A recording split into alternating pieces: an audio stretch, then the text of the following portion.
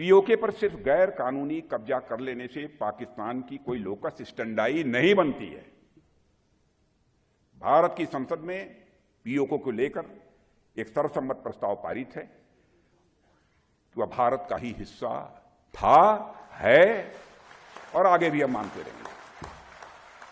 Military leaders political statement के ऊपर planning नहीं कर सकते, ग्राउंड रियलिटीज के ऊपर प्लानिंग करते हैं।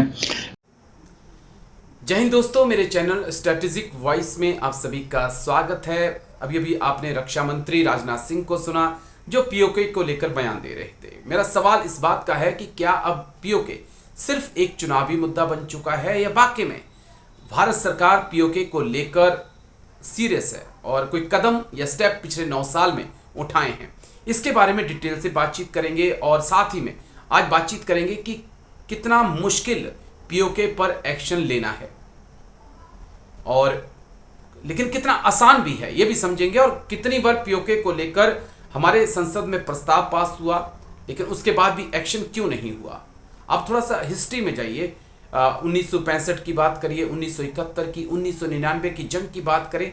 तमाम ऐसे मौके थे जब भारत पीओके को हिंदुस्तान के साथ मिला सकता था, लेकिन क्यों नहीं गया, पीओके के ऊपर क्यों स्टेप नहीं बढ़ाए, इसको लेकर आप बातचीत करेंगे। लेकिन पहले जाने माने डिफेंस एक्सपर्ट भी आज हमारे साथ जुड़ेंगे। तो चलिए चीजों को समझते हैं। पीओके का ट्रेन काफी मुश्किल है, यानी कि भौगोलिक स्थिति काफी मुश्किल है। वहां पर अगर भारतीय सेना ऑपरेशन करती है तो एक के बदले 9 सैनिक भेजने होंगे, यानी कि अगर पाक 1 लाख सैनिक लगाता है तो भारत को 9 लाख सैनिक भेजने होंगे। पीओके में चीन की मौजूदगी है, गिलगिट बाल्टिस्तान में, जो एक बड़ा चिंता का कारण है। पाक के पास परमाणु हथियार हैं, वो भी एक बड़ा चिंता का कारण भारत के लिए है। क्या ये वॉर लिमिटेड रहेगा, इस पे सस्पेंस है। क्या एलएसी एलओसी पर वॉर नहीं होगा, इसको लेकर सस्पेंस है। क्या पाकिस्तान ऑक्युपाइड कश्मीर की आवाम भारत के साथ आएगी, और अगर नहीं आएगी तो फिर क्या होगा। पाक के साथ अगर चीन इस जंग में कूद पड़ता है तो फिर क्या भारत 2 फ्रंट वॉर के लिए तैयार है। शायद कुछ ऐसे सवाल हैं जिसका जवाब नेता नहीं देना चाहेंगे, इससे बचना चाहेंगे। लेकिन ये वक्त ऑपरेशन का है भी। दरअसल पाक सेना इस वक्त बहुत कमजोर है। पाक सेना के पास बारूद और तेल की भारी कमी है। पाक सेना के अंदर बगावत की खबरें हैं। आर्थिक तौर पर पाक सेना जो है वो कंगाल हो चुकी है, यानी कि ऑप्शन है भारत के पास। लेकिन बड़ी बात यही है कि अगर पाकिस्तान के साथ जंग में चीन कूद पड़ता है तो भारत क्या करेगा। अब वो संसद में प्रस्ताव जो पारित हुए थे उनके बारे में जाने। तो पहली बार प्रस्ताव 14 नवंबर 1962 को पास हुआ, जिसमें अक्साई चीन और पीओके को लेने के लिए प्रतिबद्धता जताई गई। संसद में 1994 में सर्वसम्मति से प्रस्ताव पास हुआ, पीओके को लेने की बात कही। 15 मार्च 2013 को भी संसद में पीओके को लेकर प्रस्ताव पास किया गया कि पीओके को वापस लेना है। लेकिन बड़ा सवाल यही कि लेना कब है और क्या चीजें इतनी आसान हो जाएंगी। हमने जाने माने defence expert major general Bhupesh Jain, जो कि 9 पैरा स्पेशल फोर्सेस के कमांडर हैं, उनसे बातचीत की है। सुनिए क्या कुछ कहा उन्होंने।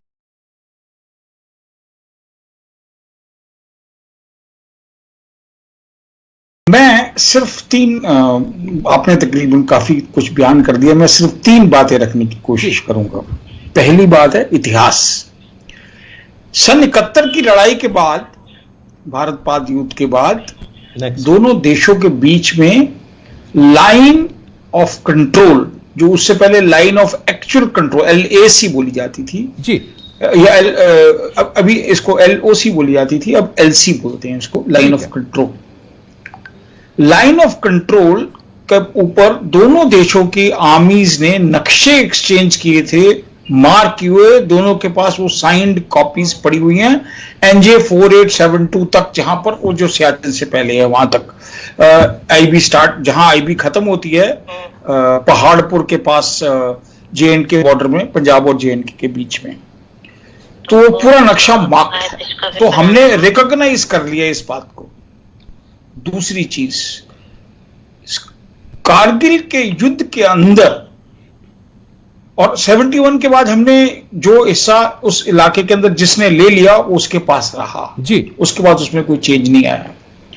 कारगिल के युद्ध के अंदर परवेज मुशर्रफ ने सैनिकों के साथ उसको ट्रांसग्रेस किया और उसको एलओएलसी के को क्या ब्रीच माना गया, इसको वर्चुअली आईबी की संज्ञा दी गई जी।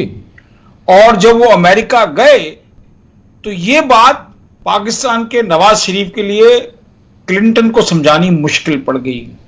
और भारत में जब भारत के उस वक्त जो तत्कालीन प्रधानमंत्री थे, उन्होंने इंडियन आर्मी को बार बार रिक्वेस्ट करने पर भी उस एलसी के पार जाकर एक्शन लेने की अनुमति नहीं दी। और जबकि सेना को उसके लिए भारी नुकसान उठाना पड़ा। 71 में कांग्रेस के प्रधानमंत्री थे जब ये साइन हुआ, कारगिल के दौरान बीजेपी के प्रधानमंत्री थे। सो दोनों जो बड़ी पार्टियां हैं उन्होंने देश की इस एलसी को एक तरह से गारंटीड लाइन ऑफ कंट्रोल माना गया है। और इसकी क्या संज्ञा है और क्यों नहीं ब्रीच करने दिया, ये पॉलिटिकल डिसीजन है। सेना उसके बारे में कोई बयान नहीं दे सकती है। ठीक है, पहली बात। दूसरी बात है, इस युद्ध के पहाड़ी इलाके के अंदर युद्ध करने के लिए आपको एक तो सैनिकों की संख्या ज्यादा चाहिए और उन सैनिकों को मेंटेन करने के लिए आपको लॉजिस्टिक्स चाहिए। तो जो development of roads, tracks, logistics जो कि उस सेना को सपोर्ट कर सके, वो प्रैक्टिकली इस वक्त कंप्लीट नहीं है। मुश्किल से कुछ एक पोस्टों तक तो मुश्किल से जीपेबल ट्रैक्स हैं। ओके। तो लॉजिस्टिक्स कहां जाएगा? सेना की बड़ी बड़ी गाड़ियां, बड़े बड़े तोप, उनके लिए एमुनिशन कैसे पहुंचेगा वहां पर? उतने सारे जो सैनिक युद्ध करने के लिए आगे जाएंगे, उनके लिए लॉजिस्टिक्स, खाना पीना, रसद कैसे पहुंचेगी? तो ये दो बड़ी प्रैक्टिकल चीजें हैं। मिलिट्री लीडर्स पॉलिटिकल स्टेटमेंट के ऊपर प्लानिंग नहीं कर सकते, ग्राउंड रियलिटीज के ऊपर प्लानिंग करते हैं। मेरे विचार से ये दो पॉइंट एक तरफ से तीसरे पॉइंट को सपोर्ट करते हैं। मिलिटरीली इस वक्त ऑपरेशंस कर पाना, पाकिस्तान कितना भी कमजोर हो, हम कितने भी स्ट्रांग हो, चाइना कितना भी इंटरफेयर करे या ना करे, सिर्फ इस बात को दर्शाते हैं मिलिटरीली इस हालात को बदली करना संभव नहीं है। अगर पाकिस्तान अपने आप से विड्रॉ कर जाता है या कोई डील हो जाती है भारत और पाकिस्तान के बीच में, उसके बारे में मैं कोई जानकारी नहीं रखता हूं। ठीक है, थैंक यू।